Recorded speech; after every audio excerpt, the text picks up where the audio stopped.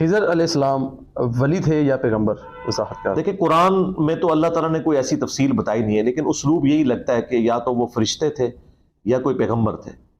یہاں بھی آج تک لوگ کہہ رہے ہیں جی وہ آب حیات ہوتا ہے کوئی، وہ حضرت خضر نے پی لیا ہوا ہے، اور تہاڈا خضر کدوں نہ مار دیتا ہے، میں وہ خضر ہے ہی کوئی نہیں سی، میرے ہاتھوں مریا تہاڈا خضر.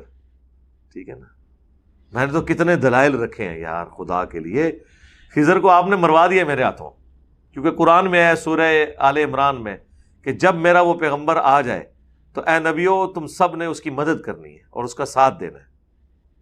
ٹھیک ہے، اور اگر تم اس وعدے سے پھرے تو اللہ تعالیٰ نے کہا کہ تم بھی فاسقوں میں شمار ہو جاؤ گے، تم ایک دوسرے پہ گواہ ہو جاؤ، میں بھی تم پہ گواہ ہوتا ہوں. تو آپ مجھے بتائیں کہ غزوہ بدر میں صحابہ کرام مہاجرین اور انصار تو پروانہ وار حضور پہ اپنی جان نثار کر رہے تھے، خضر اس ٹائم کتنے سی؟ ہاں اے منو دسیا جائے. حضرت طلحہ کا ہاتھ زخمی ہو گیا احد کے اندر تیر روکتے ہوئے، خضر کتنے سی؟ ٹھیک ہے، ایسے ہاتھ ٹوٹ نہ جان جو دعویٰ کرن اور اللہ کے نبی کے دفاع کے لیے نہ پہنچے، اگر ایگزسٹ کرتے ہو وہ ہے ہی نہیں تھے. یہ سب جعلی کہانیاں تھی.